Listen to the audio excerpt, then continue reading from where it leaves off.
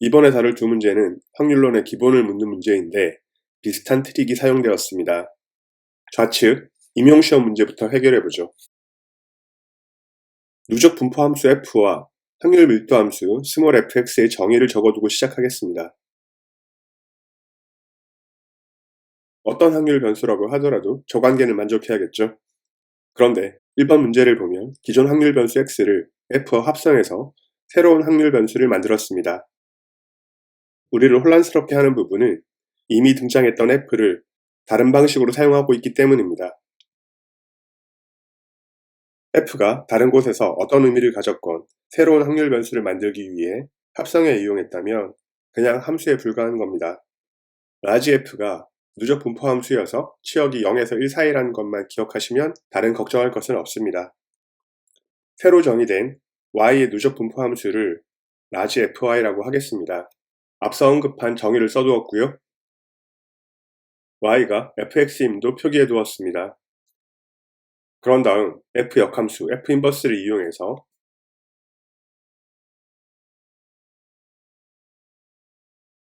확률 변수 x에 관한 문제로 바꿉니다. 함수와 역함수가 합성되었으니 결과는 y겠죠.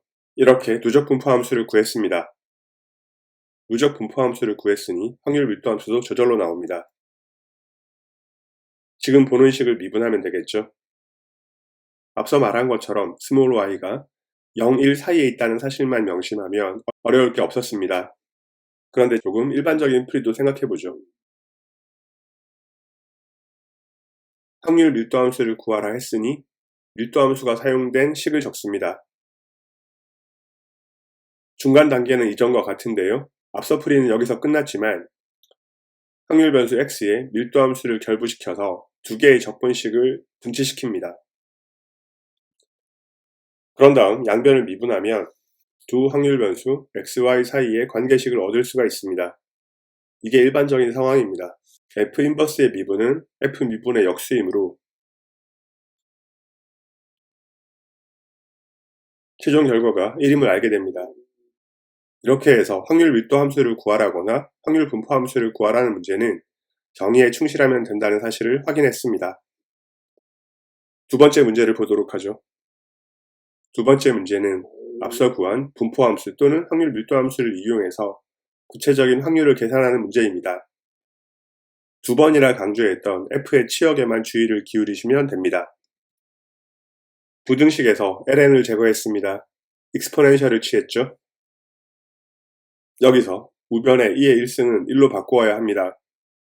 f의 치역이 1 이하임은 여러 번 강조했습니다. 그런 다음 f 인버스를 취해서 확률 변수 x에 관한 식으로 바꾸었습니다. 누적 분포 함수의 값이 1에 대응되는 실수는 플러스 무한대라고 가정해도 문제가 없습니다. 이제 분포 함수의 정의를 이용해서 두 분포 함수의 차로 주어진 식을 표기했습니다. 첫 번째 값은 1일 거고 두 번째 값은 함수와 역함수의 합성이니 2의 마이너스 2승이 그냥 나오게 되겠죠. 이렇게 해서 원하는 값을 구했습니다. 한 문제로는 아쉬우니까 이번에는 비슷한 난이도의 논술 문제를 풀어보도록 하겠습니다. 이미 등장했던 함수를 다른 방식으로 재사용한다는 측면에서 앞선 문제와 유사합니다. 문제가 어수선하니까 일단 조건에서 불필요한 복잡성부터 줄이겠습니다. x의 정의를 보면 0일에서의 함수값이 다시 0일입니다. 증가함수인 것도 간단히 확인할 수 있고요. 따라서 붉은색으로 표시된 조건의 a를 0으로 바꾸면 비교적 간단한 식을 얻을 수 있습니다. 이 식은 확률 분포 함수에 해당됩니다. 확률 분포 함수는 확률 밀도 함수의 적분이었죠. 이제 1번에서 구하라고 한 f의 16분의 5를 생각해보면 이 식에서 미분값을 구하라는 얘기죠. 소위 역함수의 미분법을 사용해봅시다. 이걸 구하기 위해서는 원래 함수의 미분이 필요하고요. 함수값이 16분의 5가 되는 오메가 값도 구해야 합니다. 오메가는 2분의 1입니다. 2분의 1에서의 x'의 값은 8분의 7이니까 구하라는 값은 7분의 8이 됩니다. 두 번째 문제 x의 평균도 구해보겠습니다. 확률 변수 x의 평균의 정의를 써줍니다. 취한 적분을 해야 할 텐데 상단 조건식을 변수를 바꾸어서 다시 써둡니다.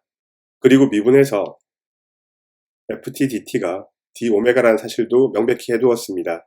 이렇게 되면 구해야 할 적분식이 x의 적분이라는 사실을 알게 됩니다.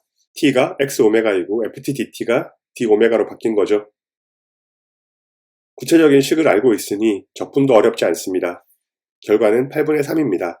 이렇게 해서 기본 개념을 묻는 두 문제를 풀어봤습니다. 이미 등장한 함수를 다른 의미로 재사용해서 문제를 어수선하게 만드는 이런 트릭은 시험에서는 자주 사용됩니다. 잘 정리해 두는 게 좋겠습니다.